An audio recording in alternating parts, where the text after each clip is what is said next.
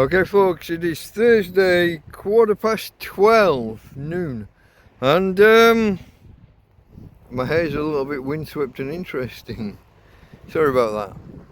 I've been gone from YouTube for a little while. For those of you that didn't know, that didn't see the message, my phone packed in about, what, 12 days ago?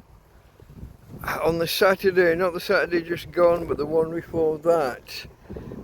Basically the charging port, well, things weren't working and I started poking about and I broke something in the charging port and it now a couple of guys, a guy called Meme Jeff, MEMEJEFF, Meme Jeff, and the Chipmunk 2008, I think it is, offered to send me phones or to help me out with phones. So far neither have arrived, but thank you guys for the offers and for trying. My friend Karen arrived in the country and brought her old phone, which is what I'm now using. I received this on Saturday, and well, it's not perfect, but it's better than nothing. And yeah, I didn't have any credit on my phone, so I had to wait until the phone shop opened. It's taken me a couple of days to get the thing fully set up and doing its thing. But yeah, here we are. I'm back, I'm online. Now, I've had a few developments in terms of my tent since I was last with you. When I was last with you, I showed, I don't know if you remember, my roof is 4 panels. Let me see if I can show you. My roof is basically 4 panels. You can see in between the struts, in between the poles. Now the left hand 3, that one there was the first to go, and that was on video. I've shown a video with that panel there gone through. But a few days ago, this panel and this panel went through. The only roof panel that was still intact is here, which is basically my bedroom. Everything else was gone. I'm going to cut in some pictures. I'm going to cut in a picture now of the tent with the 1 panel through. So I'm going to cut that in now.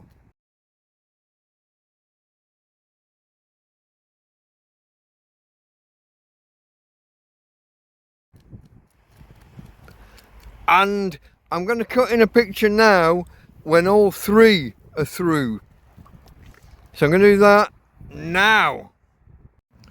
Okay guys, what you're looking at is my tent with 3 of the roof panels ripped wide open, and when the wind carries on, after it rips, the wind carries on flapping the fabric about and it all blows away. Now this is a photo just before we put the new tarpaulin on, so the blue sheet you see crumpled this side of the tent, that's a tarp about to go on, so don't worry about that. But look at I spent days with basically no roof, checking weather forecasts to see if it was going to rain anytime soon. And here we are after with the roof on. Okay, but my friend Steve came round yesterday and helped me with the tarp. Now I already had this tarp, guys. Now get this, look at this. Look how accidentally perfect this is. This tarp is 5.5 meters approximately, and that's how it's labelled in the bag. 5.5 meters approximately by 3.5. But look how little there is to spare. There's only a couple of inches. There's only 5 or 7 centimeters to spare at this end. And we go to this end of the roof. As I said, this panel didn't go through yet, but would have any minute now. You know, it was going to go through any time now. And again, we got the same kind of 5 centimeters to spare at this end. But it just fits. Now the tent supposedly is 7 meters by 3. 7 meters by 3 meters. But you see the slope. You see the slope up to the roof. And you got that at both sides, so that means that we lose about a meter or just a little bit less than a meter at each end for the roof span. Now it's entirely possible that the fabric of the walls of the tent will go through just like the roof did, and we'll have to then come back and put extra. We'll have to put tarps down the side. But my mate Steve, he got these clips. I didn't know such things even existed. But he'd worked on markets in the UK, and he'd set up stalls in December, in winter, with 40, 50 mile-an-hour winds blowing around him. So he had a bit more experience and a bit more knowledge than me. And he basically did the lot. I wasn't even helping. I was just standing watching in amazement in the end. But look at it. Look at it. It's fantastic. So yeah, thank you, Steve and family. Here's my girl. No, girl. I had to turn the camera around, folks. Here's my girl, doing what she does. Being a nuisance. Hey, babe. Hey, babe. Yeah. Yeah, say hello to the peoples. That's my Tina girl. Now, people, enough about the tent. Let's talk about me. Because I am the main character in these productions. I hate that, but today, folks, today is the 10th of October. And that's, if you've been here a while, you might know, that's the date I arrived in this field 2 years ago. I spent 2 months in a park over there, about 400 meters that way. I spent 2 months in the park before being moved on. But I've been here. I arrived here October the 10th, 2022. Now I arrived here, I needed 5 journeys backwards and forwards to fetch my belongings from the park. Mainly water, but my personal belongings as well. And then I arrived here. Then I went for a walk. And then the sky got grey. And I didn't have any kind of waterproof covering. And I found a big plastic bag while I was out. The kind of plastic wrapping you might get around a fridge or a freezer. Or a fridge freezer. And I brought that back just in case. And before I got back it started raining. And my bed was like a roll. It was a bed roll. I got back in the rain and I rolled it out. Path. If you look here. This what looks like a path, what I now realise is actually a dry riverbed. And the reason I realise it's a dry riverbed is because that night I was sleeping, head down this side and my feet this side, and I don't know if you can see the slope. I don't know how well that shows on the video. There's a slope that's higher than this. And what happened was it rained for 2 hours, like torrential rain, thunder and lightning and proper real torrential rain. What in Spain is called a gota fría, which is like a cold drop, a cold snap. And after a couple of hours of sitting in this rain, watching through the plastic bag, the clear plastic bag, after watching through that, I started to feel cold. Suddenly the floor, my bedding got a cold feeling about it, and I realised it was getting wet. And then I looked up this hill, up here, and I saw like a mini wave, like a ripple coming down. It was all wet, but then there was like a 3-inch ripple, a 3-inch wave coming down, ankle deep wave coming down the hill. And basically that was the end of everything. That was the end of my phone, that was the end of my power banks, it was the end of my tablet. Everything just got wet. All my clothes, I mean, it took me weeks to get my clothes washed out and dried out and sorted. But me and my dog, I picked everything up from off this path and picked it up into this more grassy area to the side. The grass was about 1 foot high, so when I picked up my mattress, which was soggy wet through, and put it on top, It was about 3 inch off the ground. It was just out of the water, just.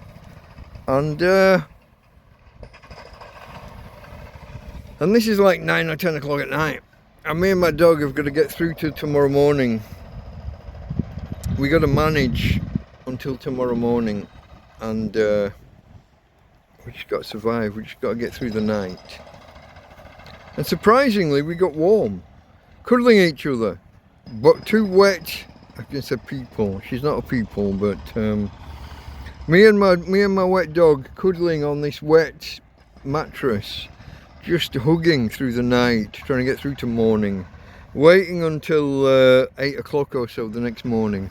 And then we walked down 500 meters that way. We sat on benches in the sun, in the morning sun, and we tried to dry out. We took a little bit. I took 2 blankets with me to stretch out in the sun and to dry out. And before I left, I stretched out some of my bedding here so that the sun would get on it in the day and dry half of it, at least the top half. And we spent about 5 hours down there. And when we came back here, I turned the mattress over and there was another couple of hours of sunshine. And I tried to dry off the bottom half of the mattress. So my aim the first day was just to dry me and the dog, dry some bedding, and try and dry the bed, and just get by. Then the next day we took some clothes down there and we washed them at the foot wash where you come off the beach, wash your feet. We rinsed some clothes through from the flood water and then put them on the benches and we started meeting people. While we sat on these benches drying clothes out, and it's obvious that I'm a homeless fucking idiot. People start talking to us and we start making friends, and the beginning of this journey, of this meeting people, getting a phone, getting online, meeting you guys, getting the help and the support from the wider public, which has been a godsend. And that all started 2 years ago. Well, no, it started 14 months ago, but 26 months ago I started being homeless. But it's 2 years ago that I arrived in this field and that this particular part of the adventure began. 2 years ago today. So slightly ponderous, slightly thoughtful, slightly everything. And then my friend coming around, Steve coming around yesterday and helping me with the